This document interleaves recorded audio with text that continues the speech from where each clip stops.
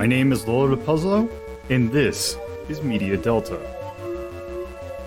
Hello, and welcome to our backup idea from when we decided to eject out of City Hunter. While we were actually watching City Hunter and doing it on Retro, we were using Retro Crush to watch this, and a movie that there were Retro Crush. If you've ever been to their site, they usually have something showing. And for some reason, when I was looking up like City Hunter, they were showing off a thing or a part of a franchise that I have been wanting to do, and it's actually kind of a reason why I took a look at the game Astro Boy: The Omega Factor for the Game Boy Advance, because I'll go into a little bit why me playing Astro Boy: The Omega Factor allowed us to do Blackjack the movie. Yeah, we're doing Blackjack the movie this week. And this is a movie that I've been wanting to kind of do for a while because it is a kind of a combination of a few things I've wanted to talk about. Namely, Blackjack. If you are not familiar with Blackjack, you are probably familiar with the person who created Blackjack, that being Osamu Tezuka. Even if you're not really that versed in anime, you have likely seen you have seen probably something of his, namely that his most notable thing was Astro Boy, but he has had a very expansive breadth of works in the manga and anime field. One of those being Blackjack. And the thing with Osamu Tezuka is that as he was a very much a character-based kind of creator, he has something that is associated with him that he called his star system, which he kind of originated the concept that I know, if you're familiar in the video game sense, Kenji Eno thought of the digital actress, namely Laura, and kind of a suit of characters in Star System. It's a suit of characters that basically show up repeatedly in his works, Blackjack being one of them. But Blackjack is kind of, when it's like in the manga, or like the Blackjack manga, which I think actually dates to, not the 70s and the 60s, was kind of it's kind of like a one-off kind of per thing. There's not really a whole lot of continuing story. It's kind of like we looked at a while ago, Golgo 13, The Professional. Golgo 13 and Blackjack have a little bit of a similarity in terms of plot, where basically they revolve around people who are extremely good at their job. Although Blackjack's a little bit more dramatic than Golgo 13. But anyway, Blackjack the manga has been around for a while, and Blackjack kind of was one of Tezuka's more popular works. And when you get popular, you inevitably get, especially in the manga scene, there goes anime, and also movies. There's been a handful of OVAs, and I think maybe one or two movies. I do know that this is probably one of his, the main movie that when people think of Blackjack, it's probably, Blackjack the movie. And that is what we were talking about, as I mentioned. Another thing that I was excited about this is that it's something I kind of forgot. This was also worked on by, actually speaking of Golgo 13 The Professional, this was worked on by another Osamu, that being Osamu Dezaki, who also did Golgo 13 The Professional, and also another thing that we talked about a while ago, Space Cobra. And, those, I really like those two creators, and this gives me a chance to talk about something that both of them worked on. However, I'm not the only one here to talk about this movie, so please introduce yourselves in alphabetical order. Hi, I'm Axe, and I have nothing prepared. Hi, I'm Carnival, and I'm ready to be completely and utterly shocked by how this movie feels today. Hi, I'm Torpid Typist, and I'm here for Deus Ex Machina. Yeah. So this kind of came, I was not really prepared to talk about, like, to watch this when we kind of was like, oh, sure, I'll just watch this. So I kind of went to this pretty blind. I've seen it twice. Well, Yeah. 3 times now. And this certainly was a thing because, if this being a theatrical movie, Osamu Tezuka, which the kind of things we talked about, he was kind of a pioneer in doing some very interesting effects with, especially with his anime. The pastel frame is like one of his key things, and it's shown up in pretty much everything that he has done. However, that kind of, you can, if you want to be less charitable, you can say that as a very easy way to save on animation. However, it is weird seeing his animation in a thing that actually has a theatrical film budget. And needless to say, this is definitely an Osamu Tezuka work, but yeah, it's a kind of interesting thing. So before I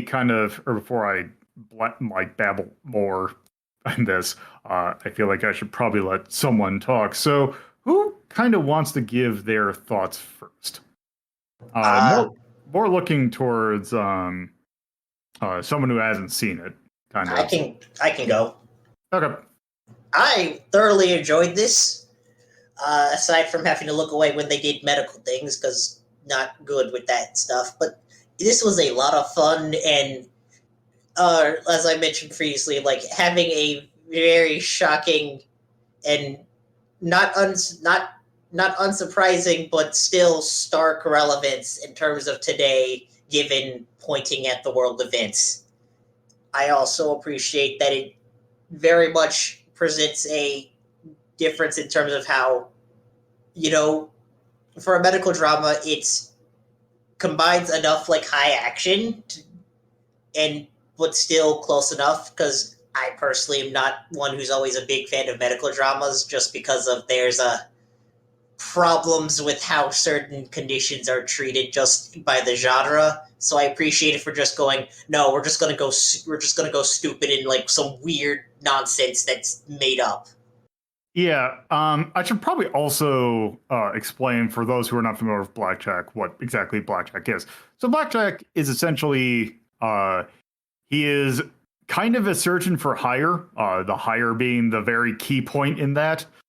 He works with very specialized cases, in particular ones that, like normal science, would kind of. He works the weird stuff in a lot of his. A lot of the manga stories are also revolving around the situation that caused him to be, summoned. Much less also the weird ways that he has to, correct the problem sometimes. And like I mentioned, kind of a Go-Go 13, where he's kind of seen as like this guy who can solve any problem that you give him. Although it's more interesting because, blackjack sometimes fails. So that gives it actually a little bit of drama to it. But it is still that kind of standard plot. And this is definitely not an exception for that. So yeah. Go on. Or if you have any other thoughts on that. I was finished, yeah. Okay. So who would like to talk next?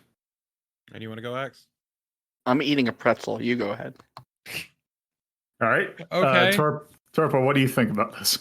I quite enjoy this movie. I think it's a lot of fun.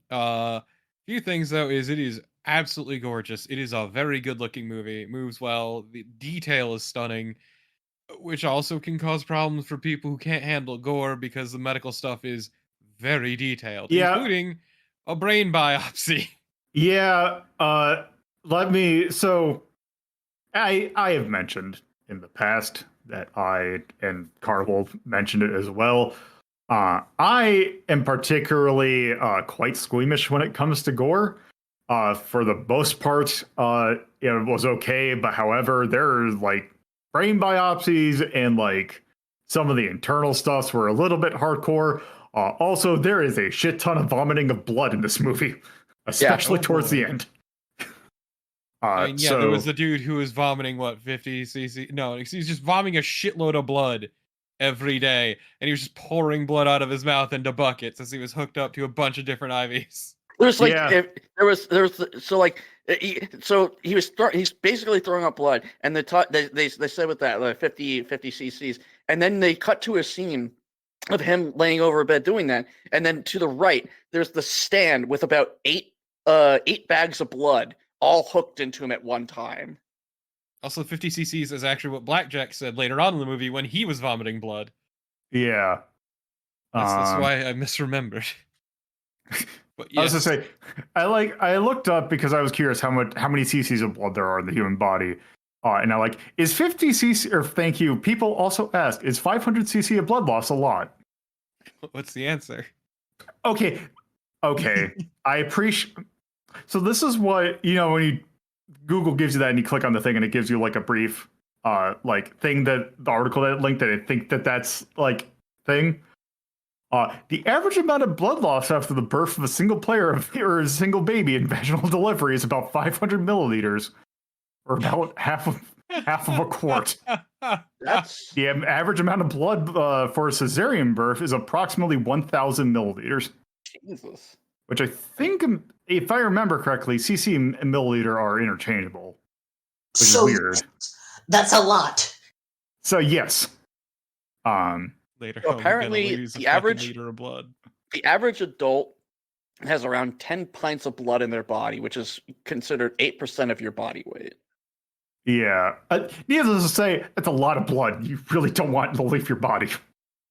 I kind of don't want blood leaving my body ever, so. Well, you just be like me and don't have blood. Yeah. So yeah. Forewarning that there is a lot. There's a lot of medical shit. And it's well done. It's not like it's gore for the sake of gore. No, it's incredibly important to the story. It's just kind of hardcore. Yeah. It is. It's incredibly detailed, for better or worse. I think for better, but I can understand if you can't handle that. Because there's very detailed surgeries done. Like, as I said, a brain biopsy. There's also another part where a dude just kind of picks up a brain and drops it out of a skull, which was wow. It's a good movie though. A few other things to say, it's decidedly not horny, which I shouldn't need to mention, but I feel the need to mention because it is anime, and this is a problem in a lot of others, but this is decidedly not actually. It's incredibly tasteful. It's especially for the other two Osamu Dezaki things that we've seen are Golgo 13 and Space Cobra, which are horny in different ways. This is Golgo is the worst lover ever. This is explicitly not horny. Which is, I'm trying to think of the other things. It's thinking about the stuff that Osamu Dezaki has worked on. It goes in the weird horny, all sorts of different horny. You got Rose of Versailles. You got Dear Brother, which is both different kinds of horny. But yes, this is decisively, and that is a thing with Blackjack, that it is a very much about the story. There's not a lot of weird, everything in this is done for good effect. Mm-hmm. There is nothing I would call gratuitous in this. I will say too that I appreciate that your boy Blackjack is very anti-authoritarian, and it's to the point where he has people pay him based on means, as has been mentioned before, and he's not afraid to bleed rich people dry in that regard. That's actually kind of an interesting thing about Blackjack, especially how the manga came about, because Osamu Tezuka, before he became a mangaka, he did get his doctorate, I believe. Wasn't he a GP? Sounds about right, but he went to middle school, did the whole thing, but was so disillusioned by the Japanese medical establishment that he decided to become, he decided to go into manga, and created blackjack as a kind of Outlet. outlet for his thoughts on the Japanese medical system. Boy, howdy, does he have thoughts on the Japanese medical system? Yeah. But yeah, Oh, I wouldn't say anything else. I like Blackjack a lot as a character because he's a man who's very dedicated. He cares a lot. Like, he genuinely cares a lot about all of his patients, as is shown repeatedly throughout the movie. To the point where he was genuinely distraught when one of his patients died and there was nothing he could do about it. Yep. Which actually goes into like the whole reason why, if you've never seen a picture of Blackjack, he's kind of, at the face of it, kind of a standard anime character, with the exception of his hair, which has a very notable white stripe in it. Also, his face, patchwork skin. You look at his face, and it's like halfway through his face, you see like a little bit of patchwork skin. That changes in color depending upon the adaptation. So there is a reason behind that, which is kind of interesting, that especially if you think about, because how you have to color it, because unfortunately, if you look at a lot of early manga covers for Blackjack, it's green, which is not right, because delicious gangrenous flesh. The story behind the patchwork is that I forgot. The thing is, it also slightly changes depending upon the adaptation.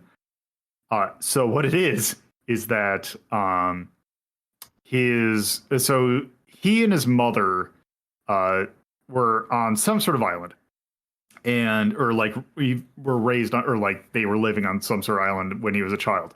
That was landmined, and one day he was playing in a field and came across an active landmine and accidentally set it off next to his mother. Or like he was going to set it off, his mother came to run and save him. The explosion happened, killed his mother, and seriously wounded Blackjack. There is also on this island a Dr. Hanma that was like kind of Blackjack's mentor, that kind of is like a wonder surgeon that saved Blackjack. The thing was, he needed skin graft, and he had an African friend. So the actual part of his skin is a completely separate skin color than his. It's supposed to be, African skin color. And he intentionally left it there as a tribute to his friend. So he has two different tones of skin on his face because of respect for his friend. Also, the reason why it gives the white stripe is due to the stress and shock of the landmine injury. I don't think that part seems more far-fetched to me than the skin graft. I don't know why. But yeah. So there is definitely been I'm trying to think of the word. There's been precedent for that kind of behavior. So Yeah. Yeah. So did you have any other thoughts, Torbo? Yeah. So going back to Dazaki being the one doing the directing, you could tell because there were a number of pastel stills, and it was really good when there was one part, like a solid 10 seconds, animated entirely in a series of pastel stills. That really threw me off because it's like so good. I liked it a lot. It's a really cool look. It's just, it's weird because he's never had them move before, so it's like, oh, I guess you'd have the money to do that in this one. Yeah, he definitely flexed the fucking budget on this one. Yeah. In general, I thought the writing was pretty enjoyable, even if the ending wasn't good. Yeah, so I was actually looking into that because I was trying to see if there was who the writer for this was. There's actually 3 credited writers for this. One was Dazaki himself. The other was, let me get it, was a Akio. Oh, wait, that's the wrong one. One Itomori, who has done other things. Like, it looks like he's done a number of Japanese movies. In particular, like, none of these I am familiar with. The other one, at least if IMDb is to be listed, is one Udo Lindenberg, who is a German vocalist that has done nothing else Japanese. Yeah, it still sounds weird. I don't know if that's accurate, but that's what IMDb is listing. So there are, for the most part, yeah, this is like the drama's kind of interesting, but yeah, there is a bit of Deus Ex Machina at the end. Yeah, they basically wrote themselves into a corner and just kind of casually solved the whole thing in an instant. And like the last 5 minutes of the movie was dedicated to that Deus Ex Machina, and then a weird environmental message that came out of fucking nowhere. It was so weird. Also, speaking of IMDb, I just want to point out one interesting thing about what IMDb thinks of this movie. So if you go to Blackjack the Movie, more like this is the Blackjack OVA series, which is also done by Dazaki, similar style to this. Go 13, The Professional, which makes sense. It's another Dazaki thing. Devilman, for some reason. Yeah, Devilman. Devilman.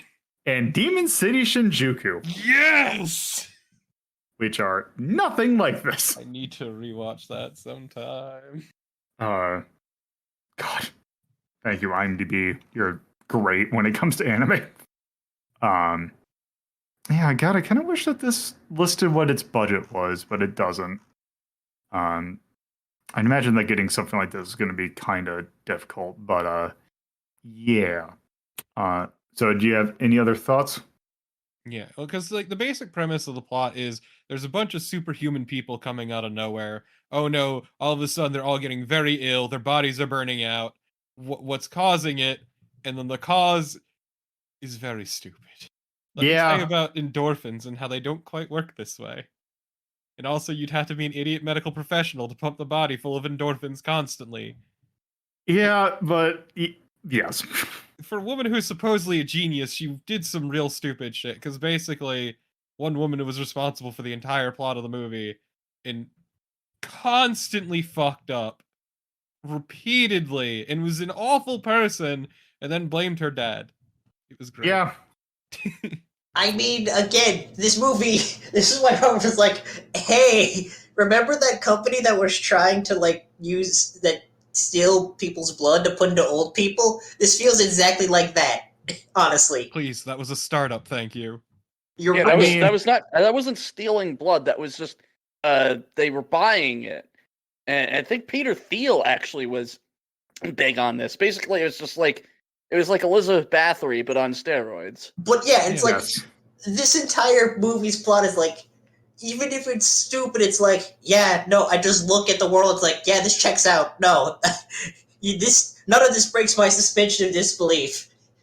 But yeah, it was a pretty fun and enjoyable. The writing, very junk foody, but it was pretty good up until the ending, which was them writing themselves into a corner. Shocker. Yeah. But yeah, I think it's a good movie, and I would recommend it. Okay. Alex, what did you think about this? Well, now that I've kind of consumed my pretzels, I feel like I'm ready to answer that question. So this was a huge difference from what we watched last time, City Hunter. City Hunter, I bombed out after 2 episodes, and I never wanted to see it ever again.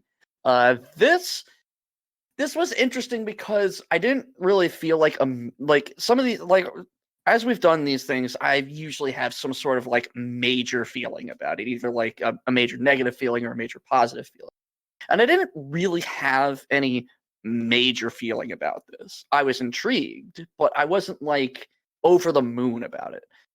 Visually, it's very beautiful. It is very interesting. It does dabble in a couple of styles. It adds some CGI here and there that's not quite so good.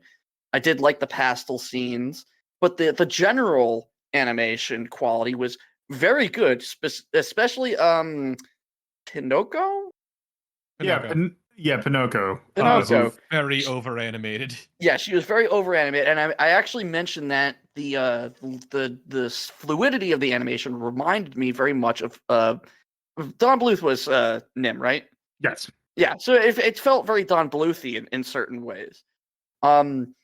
It's a beautiful looking animation, and it's interesting because I do like medical mysteries. You know, as much as House is a terrible TV show, I still enjoyed the little mysteries. I like mysteries in general, but like medical mysteries are a specific kind of interesting, and I feel like my viewing of it was helped by the fact that Wang was there to kind of like ground some of the stuff and answer questions, since he had a lot of knowledge on the subject. No, So because that obviously.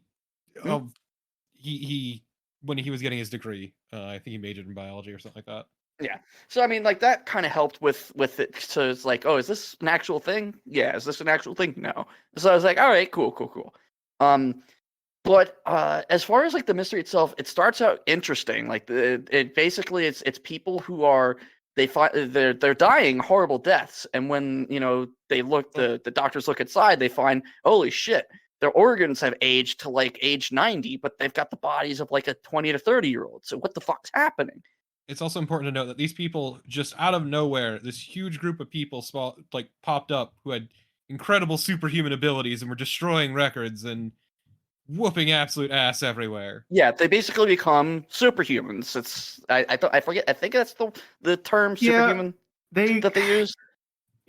They were using the term superhuman, which as I was listening to this, like, you kind of get the feeling that when it is one of the concepts that's really hard to do when you're localizing, you're translating, much less localizing something, that there are just some terms that are in other languages that you do not have a really good sort of kind of equivalent. And I am almost guarantee you that in Japanese there was like a more in regards to the context in this movie, I would say there are 3 words that come to mind that could fit. Superhuman, I think, is one of them. You could go and be all German and go Übermensch, because that is kind of what they do. They become more than a person. They become more than a human. They have these supernatural abilities. Or mutant. More human than human. Yeah, exactly. Rob Zombie at it. But the other one could be mutant, because what's revealed is that what's causing all this is some kind of parasitic virus that was found in like a field in a certain place. And so the woman that tries to get Blackjack to help her, which is it's just fucking hilarious. So before I go into that part, so Blackjack is doing his usual Blackjack thing, and then he keeps being harassed by a woman who wants him to help her. So to finally get him to acquiesce, she not only kidnaps Pinocchio, but she also like jumps in on a surgery of his and does the surgery herself, because she's also a doctor. And this gets his attention long enough for her to go, hi, yeah, I also kidnapped Pinocchio. Now you're gonna help me. He's like, okay. And it's so fucking stupid. But also, to clarify really quick, the virus it came from a weird glowing blue sand they found in the desert. Yeah. And like, it's disappointing, because when you do a mystery, the most important thing, I think, outside of obviously the build-up, is the reveal. The reveal needs to be good, especially if you're going to do like a long build-up. Like if you're going to do an hour and a half or 2-hour kind of film or TV show, you absolutely need to follow that build-up with a satisfying ending. And sadly, Blackjack fails at that, because the ending it's very slipshod. It's not satisfying. And it happened so quickly that it didn't even matter. It's like, oh, this was a problem? Ha! It's gone. It's important to note that at one point, What's-Her-Face infects herself and Blackjack with the new, stronger strain of the drug she'd been developing. Yeah. Forcing Blackjack to come up with a way to counter the side effects of it. Which and is eventually, stupid. Go on. No, go ahead. You're doing a thing. And eventually, the problem is that she dies, and Blackjack almost dies, but is saved by some random people out in the desert. Who have the cure. Who have the fucking cure. I have to, like, it's bad writing. But this happened repeatedly in real history, which is why it's a bad ending. But I can't actually get too mad about it. Well, yeah, so the important thing too is that the weird blue sand, they never really decided to fucking investigate because it was actually the pollen of a flower a little ways over, which is where those people came from. Okay, but also you have to remember the scene where they actually I don't know if it's called a biopsy, but they actually like they go in on the brain and they find a slice. They don't find particles. They don't find remnants of it like you would with like a virus, because you don't actually go in and pick the virus out with fucking tweezers and shit like that. No, they find a literal slice, a green slice that looks that Wang and I were like, is that radioactive? And it's like, oh, it's not radioactive. That's the virus. And that's bullshit because that's not how it would work. I mean, to be fair, that's just a culture developed on the brain. That's like, but still, it was misleading in a bad way and also kind of stupid. The big point is this woman was committing illegal procedures upon all of these people. Yeah. To do this, and the thought process behind it's so stupid because if you're going to be doing tests like this, you don't just throw it out into the wild willy-nilly. You control it, because if you don't control it, you're going to get really bad results, or it's just going to, or like she could have literally caused a pandemic, which wouldn't have helped her with her tests at all. It would just been a whole new different problem she'd have to deal with. And then she infects herself, which is incredibly fucking stupid, because if she wants the cure, she should have just infected Blackjack. She would live, he would cure it, and then she would have what she wants. There's just a number of different, like, I know the direction they were trying to go, and I do appreciate that they tried to do something with it, but unfortunately, in my opinion, it's kind of like stumbling at the finish line and just falling flat on your face. You were right there, you had this cool thing, and it's just what you gave us really it wasn't satisfying. It's, I think, the nicest way to put it, because it's not terrible. This was not a terrible watch by any stretch of the imagination. I enjoyed it from start to finish. It was quite an enjoyable film, and it's intriguing. Like, you explained how Blackjack got his looks, but the movie doesn't. So the movie leaves that little level of intrigue, like, oh, why is he like that? Why is he like this? Who is Pinocchio? You know, like, I don't think they explain who Pinocchio is. So no, they don't. So the thing with Pinocchio is I actually kind of really funny how they handle Pinocchio in this movie, because Pinocchio is comic relief. That is what her purpose is she is the comic relief. This is the tone that they were going for would, if Pinocchio was part of the plot, it would have completely ruined it. So they just get her kidnapped, but by people who treat her kindly. So, well, just kidnapped by the woman who wants Blackjack to help her with her experiment, and then another woman. Yeah. So the woman that is trying to get Blackjack's attention was Carol, or I think it's Joe Carol Brain. Yes. Brane. It's Joe not. They Brain. didn't go. It's Joe Brain calling. Yeah, they didn't go straight flat out and just call it like actual Brain, but it is Brain and of Brain Enterprises or whatever it was. Yeah, there's a lot of. She technically didn't have a name initially.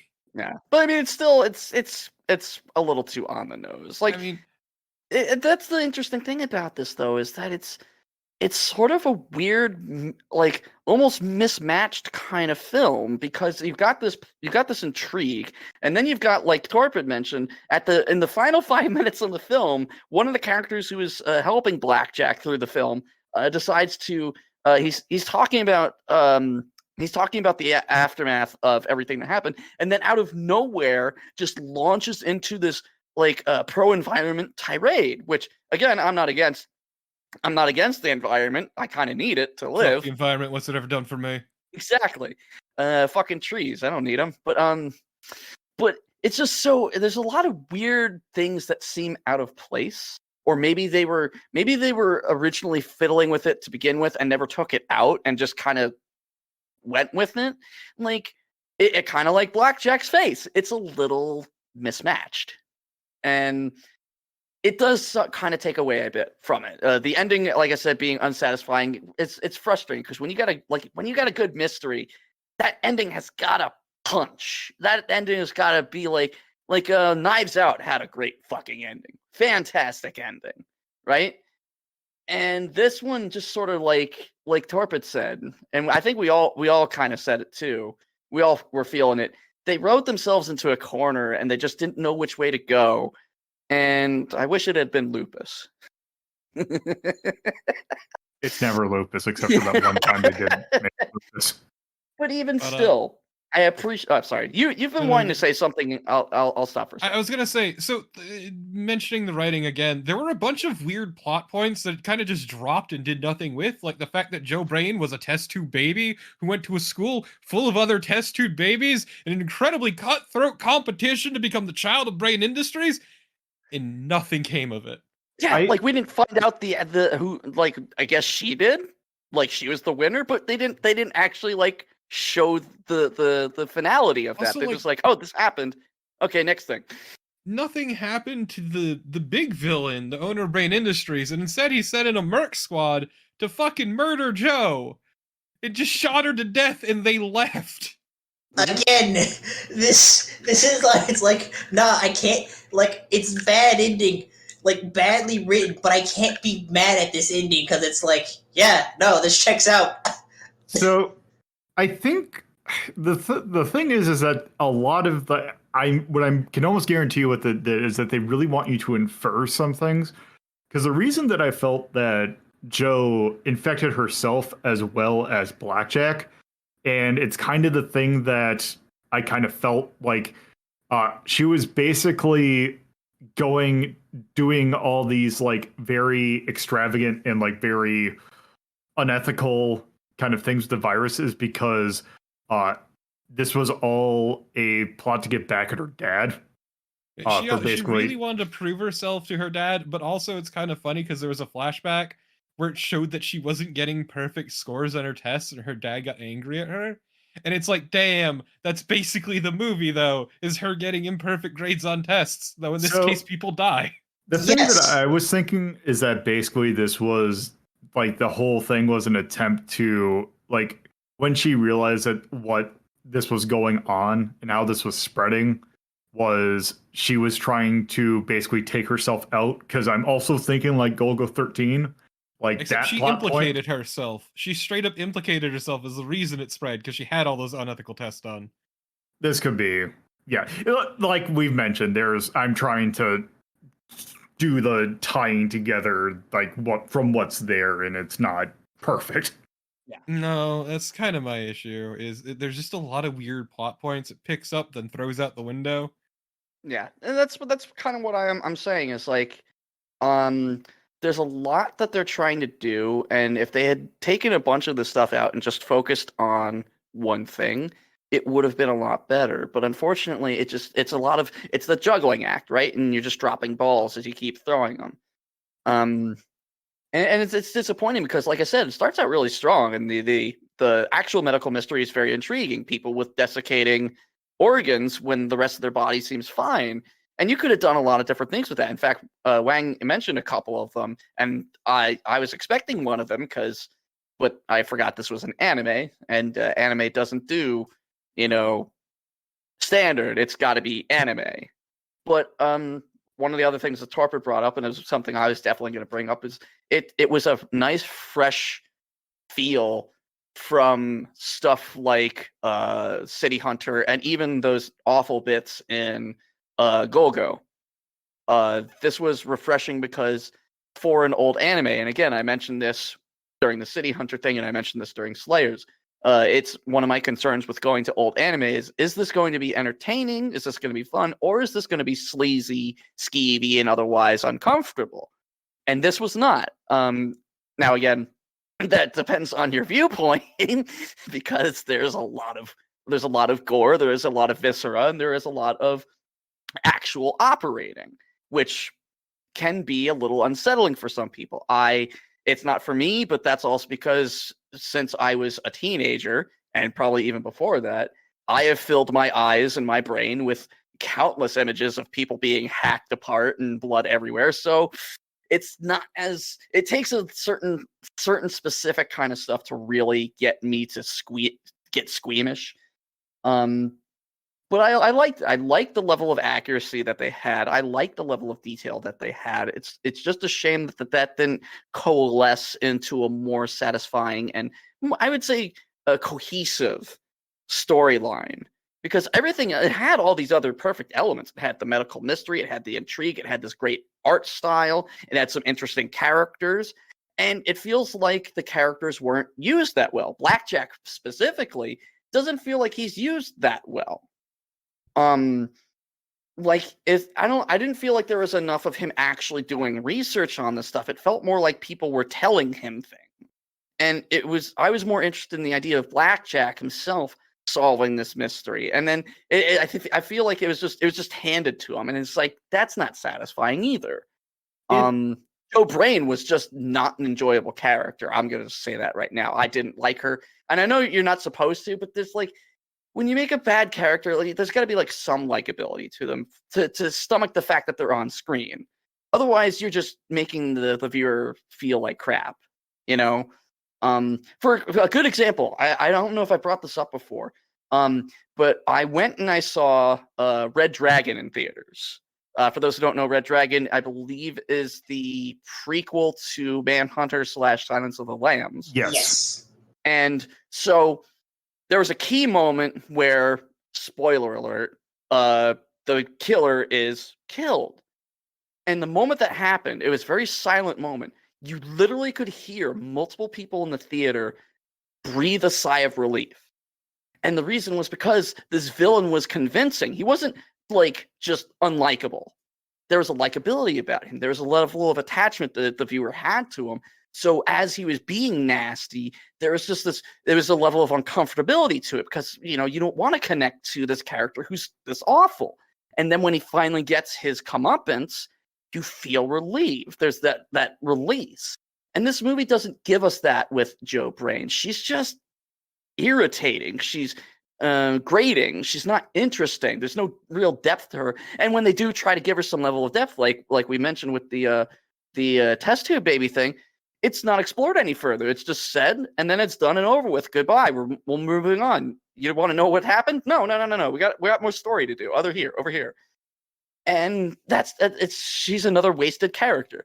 And I feel like Pinocchio could have been interesting too. I know she's supposed to be sort of the comic foil to Blackjack, but they could have done some interesting stuff with her. She could have been used for I can't think of anything. I just know that there's more that could have been done with the cast that we had. Yeah.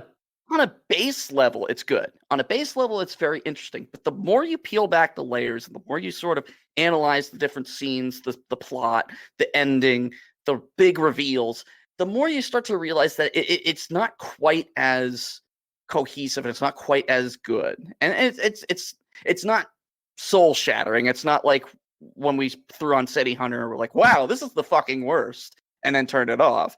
It's more just like a slight disappointment. Like, okay, this is good. It could have been better though. Yeah, we're disappointed because it was good. Yes, exactly. Like, Yeah. it's not. It doesn't commit any major sins. It's just it falls short of its own greatness. It ends on a bit of a wet fart. Yeah. See, I do have to push back a bit on the idea of just that a villain has to be either likable or enjoyable. Just because I think that, like, sometimes you need to have characters that are just the pure banality of evil. Like, of just, this person's a middle manager. Like, granted, Metal Gear's a bad example because everything in Metal Gear is over the top, but, like, I couldn't help but think of, like, Senator Armstrong from Revengeance as, like, a character that is, like, there's no redeeming value in Senator Armstrong. Like, yes, we have the meme and just the fun fight that because it's a video game, but in that itself, Senator Armstrong is a character that walks on. We don't get a very long, like, reasoning behind this other person of just someone who represents the absolute embodiment of American proto-fascism and privilege and exists to get murked, aside from the people who miss the point. But you can't judge a series on people who miss the point, because that always happens. That's true. And I would counter that there is a likability to Senator Armstrong in the cartoonishness of those things that you just pointed out, because it's all those things, but it's done to an exaggerated degree. and he works because you could be somewhat entertained by it. And entertainment doesn't always have to be like in a positive way. It could be in a negative way. You could like look at the Halloween. Michael Myers isn't a character that inspires any level of joy or happiness, but there's an interesting value to it that keeps you sort of linked to the character. And makes you want to see what they're going to do next, even though you know it's probably going to be heinous and horrible. It still keeps you interested. Whereas Jo Brain didn't feel that way to me. She felt like I felt no connection between the character and any of the thoughts in my head. I was just like, oh, okay, she's here again. God damn it. It's actually funny you mention that, because I actually do have another example, I think, of what you're going for, because this only popped up because you mentioned the franchise. Another one that I would argue is that same kind of way is James Gumb, I think it's James Gumb or Buffalo Bill from Silence of the Lambs. Jamie Gumb, as a villain, he is not entertaining at all, and actually is very shitty. But it is like a villain that is just completely alienating, kind of, to the audience. But you know, there are some interesting elements. Question mark. As bad as it is, the dance scene, it gives it adds it. I can't think of the right words for it, but just the way that Gum is and the way that Gum behaves creates this sort. And again, I say it like this: it's a connection. It could be good and bad. It doesn't have to be, you know, like super positive or whatever. But the viewer wants to see more. They want to know what's going to happen next. They want to know what they're going to say and do next. And that's what makes a good villain, is a character who drives the plot forward and makes the viewer, as bad as they are, they want to see more of what this person's going to do. And whether or not they're going to get their comeuppance, because not every time does the bad guy get it. Sometimes the bad guy gets away with it. And like I said again, Jo Brain doesn't have any of that. She doesn't have that drive. She doesn't drive the plot forward, in my opinion. If anything, she's the main instigator of the plot in every regard. Yeah, she is, but there's just something about her that's so uninteresting that I didn't care that she was behind it. If that makes sense. That's what I'm kind of driving at. It's just like, as much as she was influenced throughout the whole plot, it didn't matter to me because I didn't like her. I didn't want to see her. I didn't want to have her on screen. And that's what I'm saying, is like, a good villain, you want to see them on screen because you want to see what's going to happen next. You want that plot to go forward. And with her, I just wanted them to wipe her out in the beginning of the movie and give us a better villain. I don't know if I'm making any sense. The way that I think a way that I'm kind of thinking, the way that I think you're trying to, or like what I think, the way that I'm trying to think about it is basically, imagine that you're like an MC of like the villain, kind of as an MC to the plot, where sometimes like they are responsible for getting, you know, things going forward. But sometimes, even though they play kind of smaller parts sometime in a overall plot, you still want those those transitions from scene to scene to be a little bit entertaining. Yeah, you need things to happen, and you kind of want the character to make those things happen so that you can. Yeah, I'm having a hard time fully expressing this thought, but I just feel like a good villain isn't somebody that you just want to get off the screen and be done with. It's somebody that you're a little bit invested in, you're a little bit connected to in whatever way. And it drives you to that end point where you get there. When she dies, again, like, it didn't feel like it mattered. Like, okay, she's dead. Next part, I guess.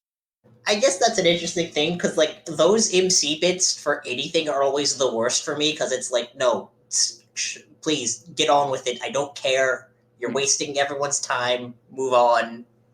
But I'm very much of like a probably an anomaly of a person who, I don't like interviews in the sense of like, I'd rather just read the transcript, because I guess part of it's, I guess, a sort of impatience, or of just there's a certain like formula that I start to see in things where it's like, okay, give me the relevant stuff faster. I don't need this extraneous. So I guess I enjoy the kind of sense of like, No, you're not gonna when you're not grandstanding for the sake of grandstanding is like good. Yeah, do your thing and get us moving is something I guess I can enjoy a bit more in a pacing element. Yeah, I could see that. I'm starting to think. I think a thought's kind of like coalesce, like building in my head. Impact. Your villain needs to have an impact, a level of impact. It doesn't have to be a major impact, but it needs to be some level of impact. And I don't feel like Joe Brain did. I feel like she was just a cat, even though she was the main antagonist, and even though she drove literally the entire plot, she just didn't feel impactful. It felt just very flat for me. I mean, yeah, I was gonna say they tried to make like an evil Blackjack, essentially Blackjack without morals. Yeah. And she just fell kind of flat.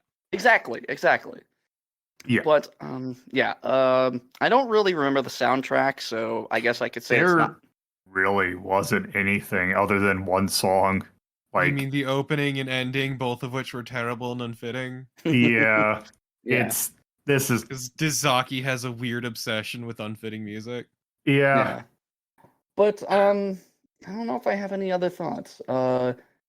Like I said, it was the characters start out interesting except for Joe Brain, but it feels like they don't do enough with the characters. And maybe I'm the only one in the group that thinks that. But that's just kind of the takeaway I got. So it's like it was enjoyable. It wasn't City Hunter. And overall it wasn't a horny anime, so it was something. I'm not against horny. I really am not. It's just when anime does horny, it's really cringy, and I don't like it. There is there was a time and place where the style of that kind of thing really, I guess, hasn't aged well, so to speak, because I mean there are plenty of unhorny anime. It's just a lot of stuff that kind of got popular or more notorious were the more like really kind of questionable in terms of like treatment. Also, you got to remember the people who decide to pick things that get translations and stuff are going to deliberately always pick things that I'm not going to say always things that are going to be either more provocative, for lack of a better word, but you have to imagine that there's so much that never gets out of Japan just because of either it's not that it's bad, it's just nothing super memorable, and people are always trying to look for that next big splash if they're not by Kodasha Publishing. Kodasha is the person who is the big publishing company who's basically the de facto publishing company in Japan. So they get to basically throw around Shonen Jump stuff as much as they can for especially of this era, a lot of it were more boutique stuff. And when you're dealing with boutique stuff, you have people with very specific interests, which kind of lends why some of the first things that I saw on anime shelves were stuff like Ninja Scroll, Ghost in the Shell, those OVAs like your Goku Midnight Eyes, your Dare shit talk Goku Midnight Eye. It's perfect. I'm not saying that it was like it's bad, but there terrible, is a type. terrible anime, and only jerks like it. You're damn right, I'm a jerk. The biggest jerk. But no, a lot of it is people who, let's face it, were kind of anime dorks. It and didn't we're help looking. that the lucky pervert thing was and still is a problem in Japanese media. Yeah. It's not just entirely that. Like, one thing that comes to mind, it's not a movie, it's a video game, and I don't think we've talked about this, but like we've already heard the discourse. And the thing that comes to mind when I think of what I really don't want to deal with in anime is the sorceress from Dragon's Crown. I don't want to deal with that. Like, that's your thing, all right, cool, but like, can I just watch this without feeling like you're putting your kinks in my eyes? I mean, I'm gonna be honest, you're gonna feel like that with anything sexualized if you're not into it. Yeah, it's there. That is a very specific topic. That It's more just I don't feel. Sometimes you don't need to sexualize stuff, and some people just do, and you can tell when it really doesn't need it. And that's what I'm getting at is stuff that doesn't need to be sexualized, but they do because they just wanted to be horny. It's like, come on, just tell your story. My stance at Dragon's Crown is like it's we're going with that one. It's like it's perfectly fine. You don't need to play that. My issue is more prevailing trends. Yes. God, I don't want to derail this anymore, but like thinking about the stuff you see in the isekai boom. Please, no, just. But- we're No, not- no, please. If you want to keep it short, you will stop your fucking mouth. Yeah, I just as a point there are some unfortunately consistent trends. But Yeah. Tell me please, more about slavery apologia. please, Yeah. I don't bring down the sword. Lolo, just, Yeah. Or the opening of Goblin Slayer.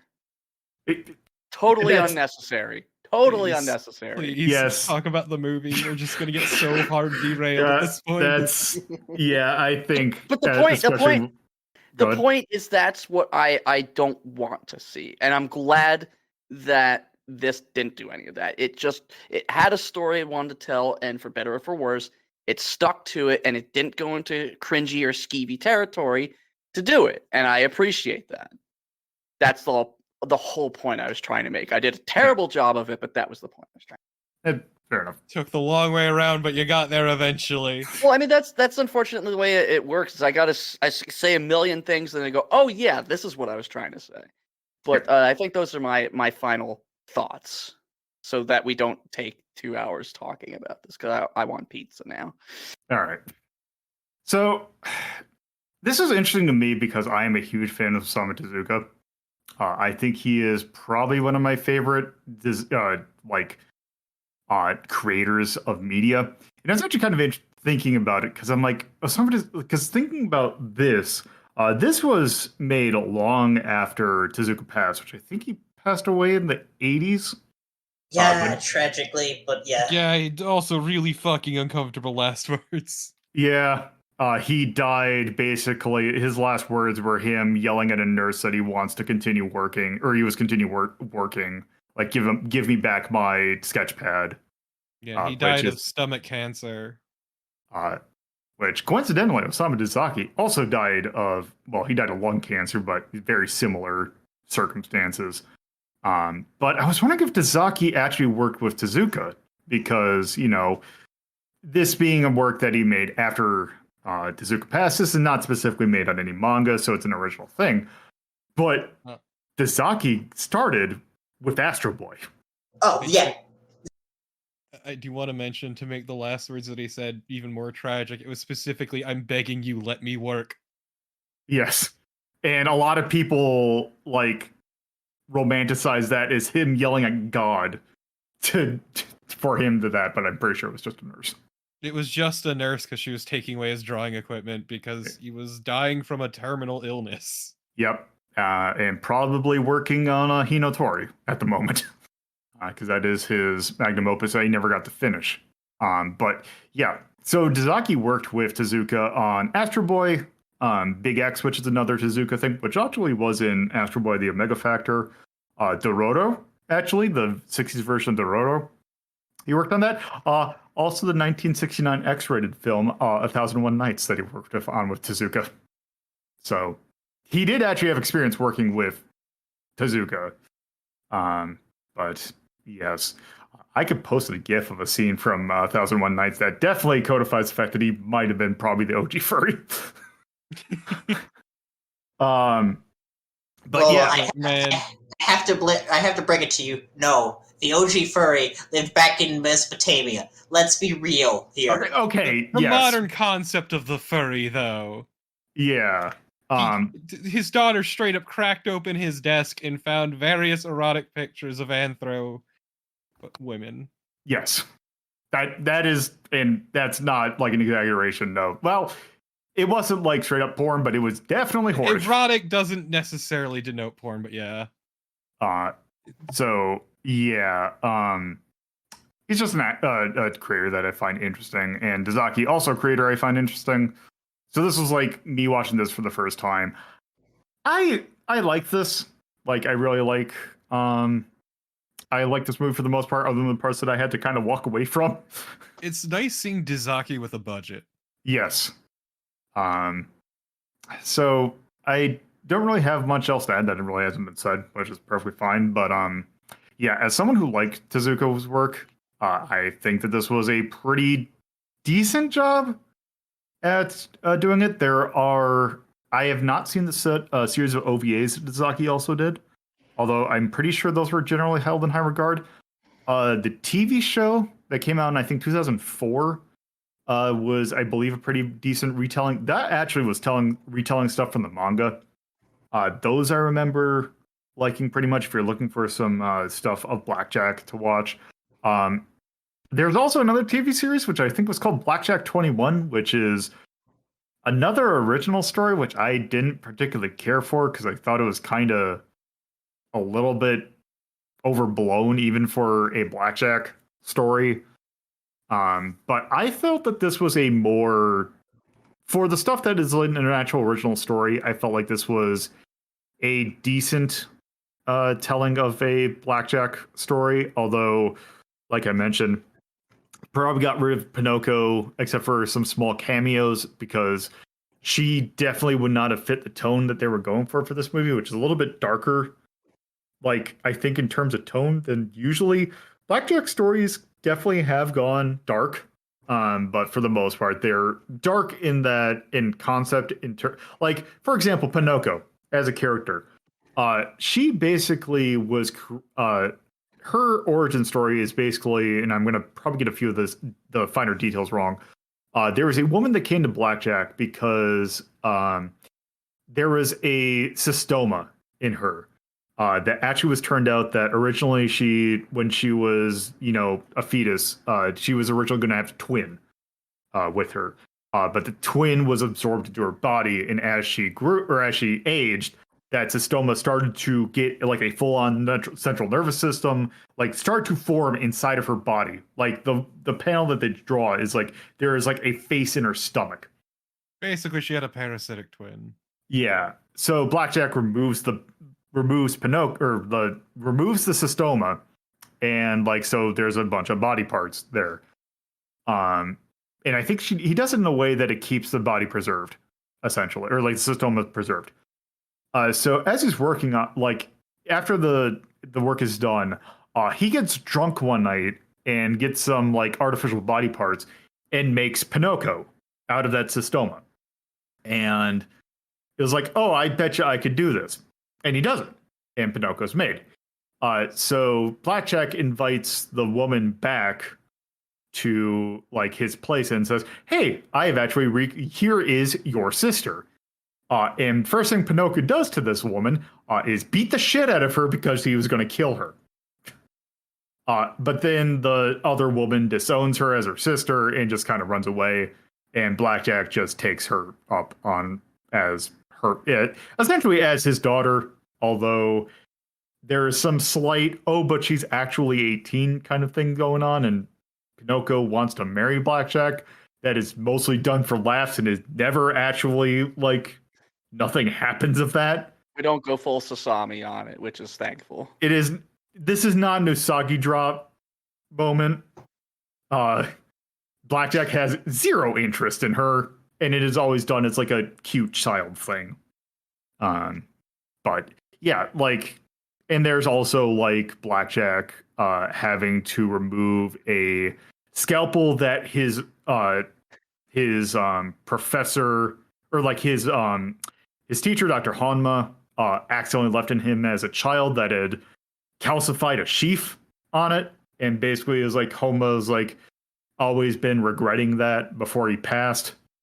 So it goes places. There's also a really questionable trans character that is a recurring character that for 1960 standards, having a character is nice, although the situation regarding her is a little, or regarding him is a little, or like transition is a little not great, but they never like, they always treat him properly, which is nice for one thing.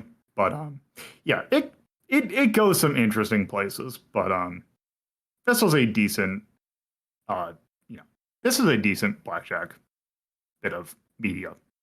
I can't really think of much else to say about it. Does anyone else have anything they want to bring up? Or are we good to rank? My piece. Yeah. Okay. So, we're going to rank this using our normal 1 to 21 scale, with 1 being absolute mastercraft. Can very hard to do any better, to 21, which is extremely little, even ironic value to be obtained from this.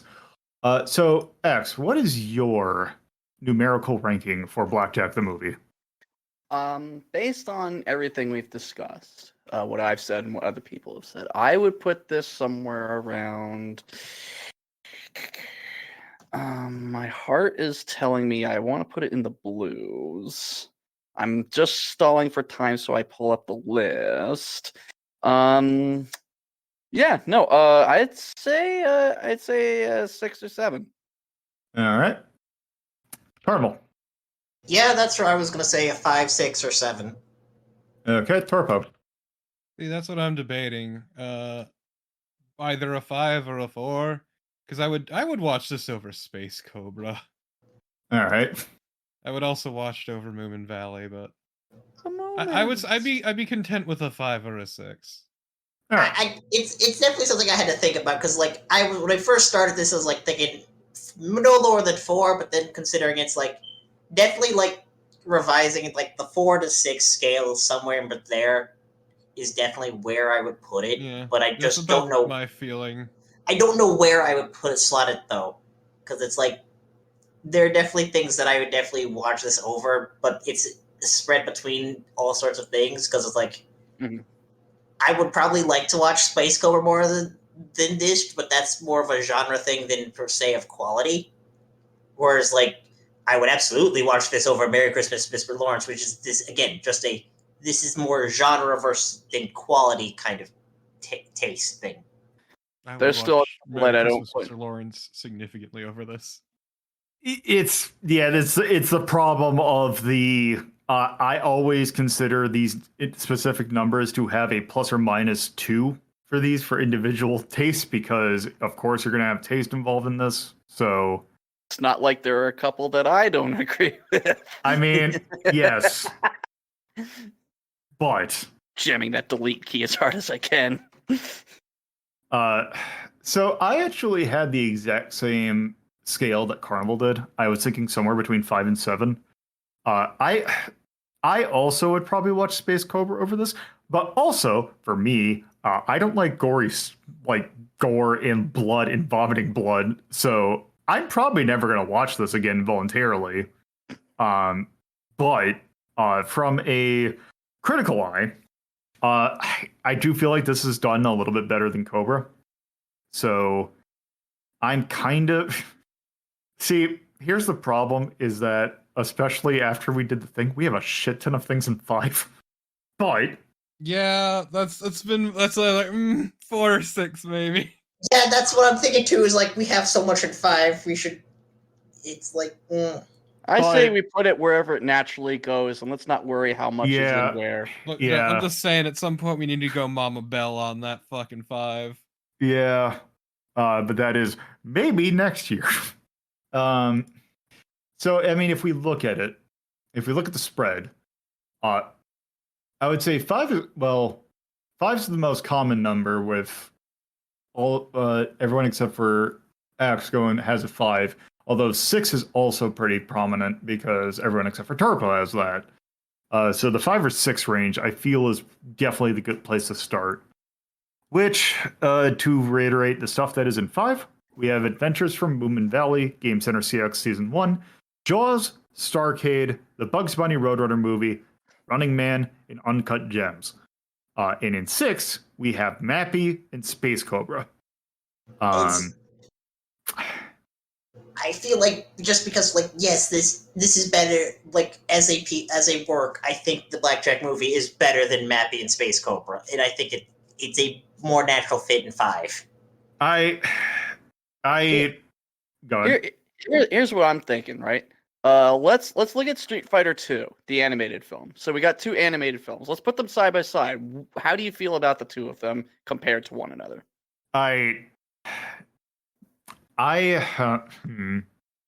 So saying the Street Fighter 2 movie is also pretty decently animated.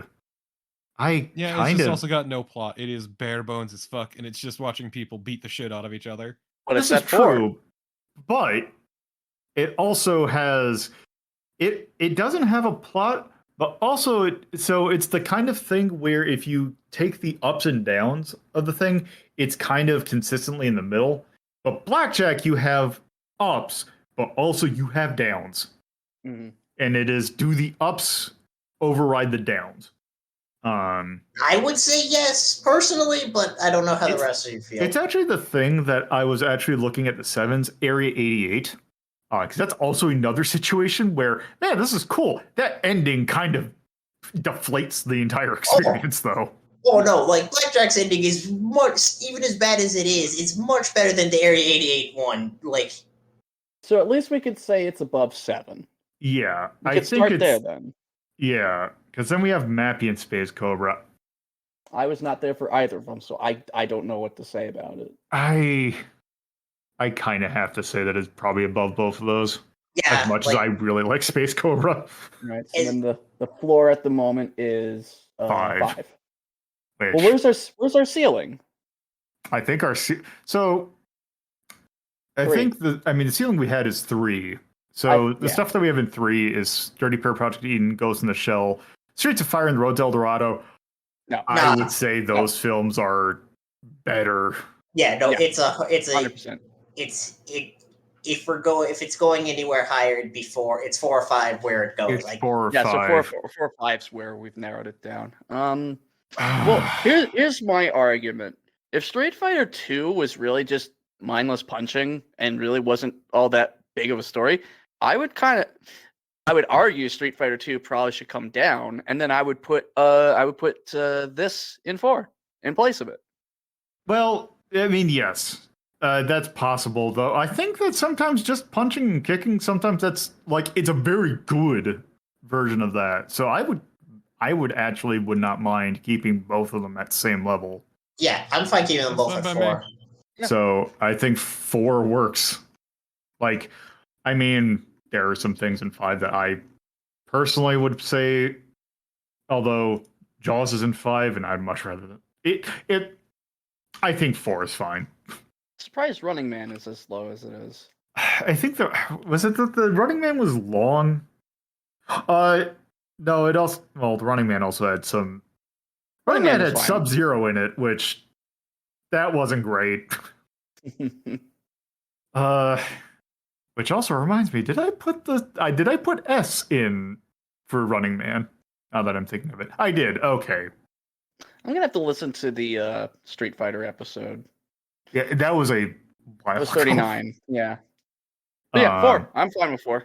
Yeah, let's go for content. So G plus Plus. Add a couple pluses to that. Is it V? Yeah, it's V for Vendetta. no. What is the description that I put for it? Graphic depiction of bodily functions. Yes. Because you've said you're not a fan of vomiting. And this, Yeah. Gratuitous body noises, and I'm like, oh, right. What? Think of body noises that start with F. Farting? Yes. Have we watched anything with that? I don't think we have, and I completely forgot that I put that on there. I'm kind of glad we haven't. I don't think that. No, I we don't have think not that's watched going to be a thing that Thunderpants. comes up very often, would it? It is. I honestly cannot remember why I put that on there. Other than it's like, oh, I wonder if I can think of something for every letter of the alphabet. Look, it's better to have something there for in case of need than to discover we need to patch mid recording. So Yeah. All right. Is there anything we want to call out for music, charm, cinematography, storytelling, action, or art? Art. Art's really good. Yeah. Super thumbs up. And there's a bit of charm to it, I think. Yes. If we could talk about if we could put that to the surgery scenes, it's extremely well done. I don't know if you tie that together. I don't know if I'd call that. I don't know what you would describe as action then. I mean, there technically was some scenes in which dudes broke in. I feel like you're splitting hairs because you don't like gore. Well, it was more that the thing with the, because I'm trying to think for the surgery scenes, was there tension in that, so. or were they just doing it? There's a degree of tension There because was remember when tension they're from the circumstances around it. yeah. And Yeah. and like we could probably frame it this way, like, yeah, you don't like the gore, but was it effective? Yeah, I was just trying to think because usually action has involved a little bit of like there is some potential for failure, but it was more I forgot than me trying to thumb it down. So I can put the thumbs up for action. God, I wish I had his charm for like the very end because I would put a negative for the very end. Mileage may vary because, like you said, there's a lot of ups and there's lots of downs. Yeah, that I think will That's work. what I would say. Where's me? Let's see. Cinematography. You know what? Actually, I'm going to put thumbs up for cinematography because I think that this really worked well. Music, I'm going to put a thumbs down though because the music was just completely unforgettable and kind of jarring. Yeah. Kind of like having Iron Maiden's Flash of the Blade play out of nowhere. That was at least funny, but yeah. Anything I want to call it for yay or nay? Because it's an hour and a half, so it's a good one. Well, it's a good length, but it doesn't make the best use of its time. Yeah, arguably. The only thing I can think of is, god damn it, the ending wasn't great, and some of the characters were kind of flat. But I don't think we have charms for those things. Yeah, I don't think like anything extra would be good for that. So I think we actually don't really. I think it's fine that we don't have any charms for it, because I mean I really can't think of any. So that I think we're good for Blackjack the movie. So before we move on to our next thing, Axe, anything you want to plug? Yes, the Autistic Self-Advocacy Network, and also your local ASPCA. Please adopt, don't shop. Carnival? Your local mutual aid fund or bail fund. Torpo? Twitch.tv/Torpotypus, non-Torpotypus at Twitter. And I would like to plug the hole in my skull left from that brain surgery that Blackjack did. That brain salad surgery by Emerson, Lake and Palmer. Exactly. Yeah, the one with the hidden blowjob. What?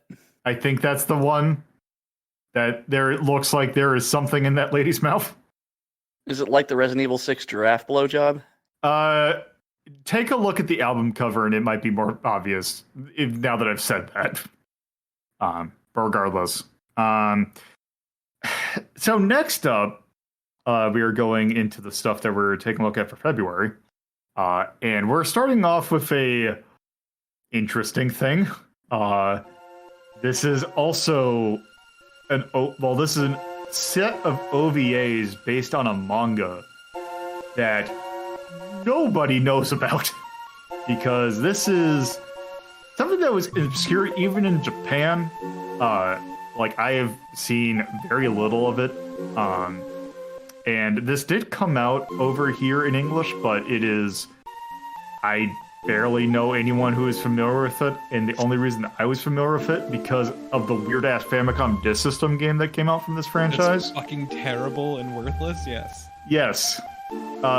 So we're taking a look at What's Michael? Next. Which, yes, is all about cats and their owners. It's been described as Japanese Garfield, but I think that's not a good way of describing it. But we'll see. Garfield. Garfield's good. It's also great. It's also great because, yeah, when I was looking, so a little bit of behind the scenes for me trying to look this up, I couldn't find this on YouTube. I had to go to Dailymotion to find this, so there's already a sign about what's coming up. But yeah, that will be next time. So tune into that, and I hope to see you next time. Bye.